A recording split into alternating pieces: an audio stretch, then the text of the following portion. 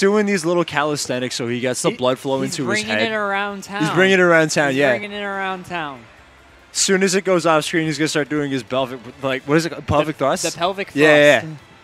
And then you do this, and this, and this, and this, and this, and this, and then pelvic thrust. Stop on your right foot, don't forget it. Yep. Brother Quang knows. He knows. He's a smart boy. Watches his intellectual show, SpongeBob. I couldn't see who won that rock, paper, scissors. I want to believe it was Lazkap, because I just believe in him and everything he does, and I don't like to imagine that he ever loses in anything. That's just me. That's just my little headcanon. It's the best timeline.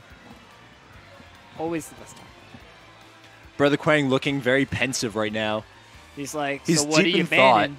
What He's are you deep in banning? thought over, not even just a ban or what's, the game at hand, just, like over life. He's a very smart man. He's a very philosophical mind.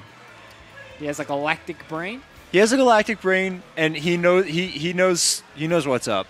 He knows what's up. It's always good to know what's going on. All right, there's a discussion between Lazkap and Quang about what they're banning, I think.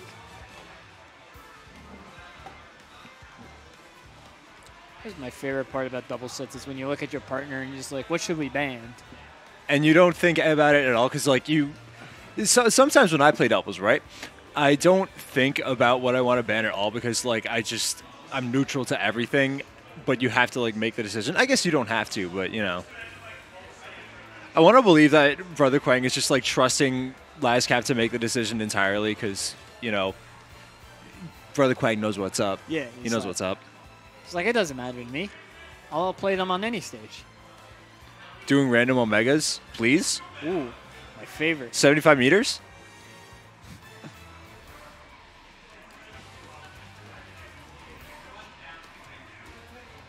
I haven't seen people play on Omegas in a while. Yeah, I remember there was a point where people thought there was merit in picking different Omegas because of their properties or whatever, and just stopped. I'm hyped to see more stage variety in Ultimate. Anyways, let's get into this game one. We got Lucina and Mario versus Kirby and Yoshi. It's going to be interesting, to say the least. I think Kirby has a versatile matchup spread over these two characters. Lucina's very good at, ranging Kirby out with a sword, but Brother Quang knows how to deal with it. He has that sort of matchup experience. What's going on? Are they button checking? They're not even button checking. Ah, thank you, Quang. Thank you for letting me know. All right. Thanks for that up smash, Cappy. I guess it was a button check. I don't know, because it was they paused. They paused for a good while. Yeah. And just stood there. They were, I don't know, talking about something. Maybe someone's controls are wrong? Oh, maybe. Something like that, potentially. I don't know, it's so weird. They all just stop simultaneously.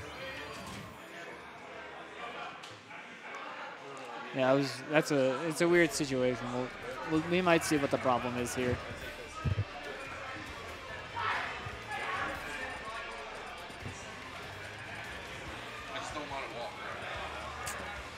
Is it just a color change?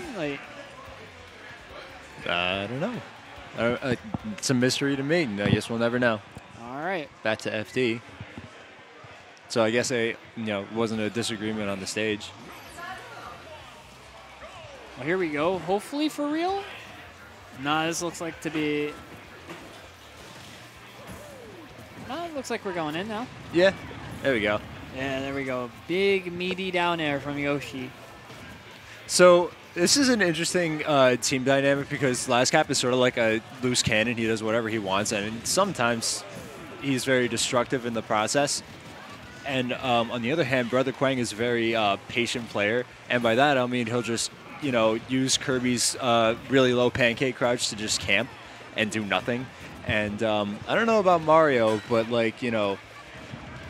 Lucina, all you got is down tilt to deal with it, really. Yeah. Down tilt and fair low to the ground, and that's easy to predict. So as long as Brother Quang doesn't have any tunnel vision, he's good to go on these matchups, individually anyway. And there's Cappy, forward airing Quang, because he's a loose cannon, like I said. Yep. But that's what keeps him unpredictable, because you won't expect him to do the right thing, and then he does something, strangely optimal. Not like forward airing your teammate, but still. Kofi just going to work here, just taking stocks. That's the advantage of Lucina against these two characters, is that she can just that's an use unfortunate her big SD. stick. That's a really strange option in down air. Is short hop down air at 0? He was in between both of them, and he had the invincibility still. Sure, but it was still, at 0%, yeah. I'm pretty sure he comes out negative on that, especially with all that landing lag. No, yeah, it's definitely a strange option. Oh, we lost the feed. Never mind, there we go. All right. Kofi and Zaphros have taken a decent lead here in this game. You can see that Kofi's focused on taking out Lazkap's next stock. He's at practically death percent. At this, Yoshi's a little tricky to kill with Lucina, I think, but Kofi knows better than I do. Zaphros being attentive, following through on Kofi's, I guess that was a forward tilt right there. I don't know. I couldn't tell who spiked who there. All right. There he goes again. Yeah. Nice team Still combos. still not enough. The next one will definitely kill. That's all Yoshi's tricky to kill. He just has to catch like one landing with up tilt, I think. Definitely, yeah.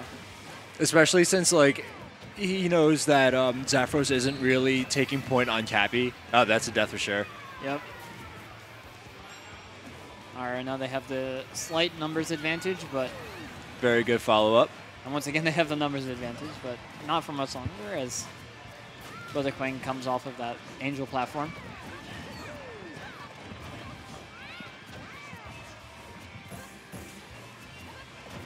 Really good option coverage by Kofi. He got into a situation where he could have tried to follow up on that jab and instead decided to play defensively and didn't get punished for it. Yeah, we're seeing Kofi pretty much take the point in this game while Zaphros is kind of cleaning up on...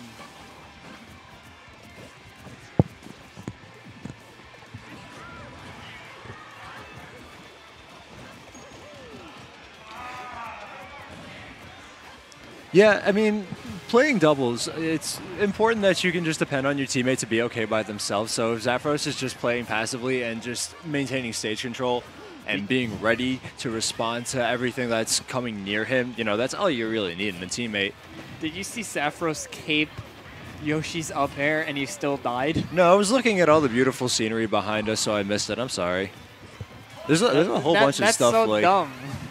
All right, now Zaphros and Kofi have the numbers advantage here, as well as the stock advantage. As Kofi has an additional stock, but they're not going to need it. As Zaphros just does the forward smash. He just does the Rasengan. It's not a Rasengan if it's fire, I guess. I don't know. You watch Naruto at all? I did not watch Naruto. Hangman, do you watch Naruto? Okay, Hangman doesn't watch Naruto, for those of you at home.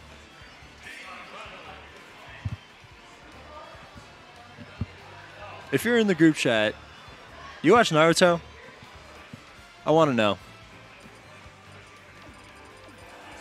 I just never had the time to sit down and watch that shit. I think there's actually some sort of glitch. I know because Gator brings it up a lot. With Greninja being a particular team color that doesn't allow Shadow Sneak to work properly. I don't know what it is. I think it's, I think there's an issue with picking green team on, or maybe it's blue. I don't know. There's something wrong with, there's a glitch definitely there. I don't know. That's interesting. I did not hear about that before.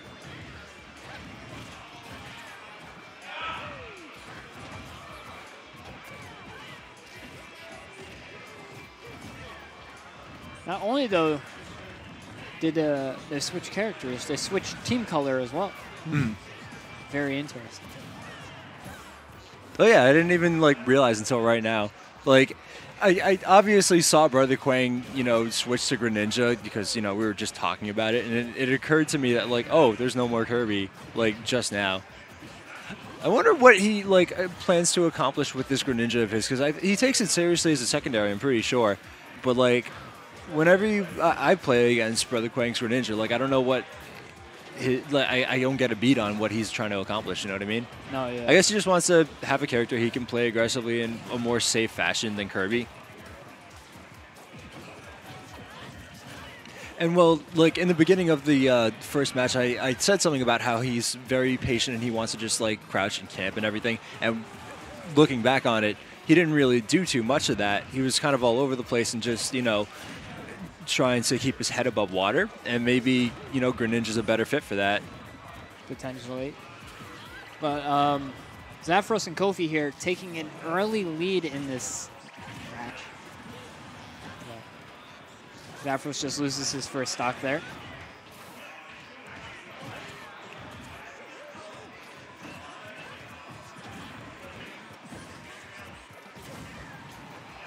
Just throw out the F smash, just Hail Mary and it'll work.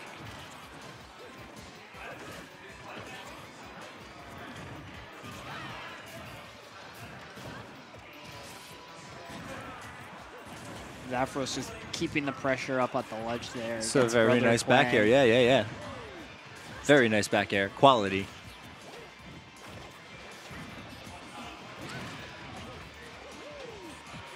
I think that was an accidental follow-up on Kofi, but like Zaphros, he's so aware of like what the other players are doing that I think he accidentally up-smashed Kofi out of like Quang's F throw. I'm not entirely sure. It looked cool though. It might not have been the right thing to do, but you know, it looked cool, Zaphros.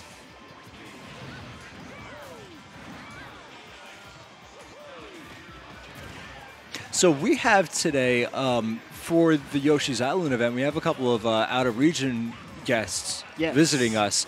I was playing with, what is his name? I think his name is Sloth, right? He's a Yoshi Fox from Rhode Island, from what I understand. And he was showing me, like, exactly how screwed Lucina gets if Yoshi is below her, because up air kind of covers everything that she does, and you can't land. I mean, it doesn't really matter now if you're staying below Yoshi constantly, and you're also at death percent. But this Yoshi's not in a good place. He has to take 4 stocks, and he's at 137. But this is a character with a 5-frame spike on his forward. He's definitely got it in him to... Never mind. Never mind.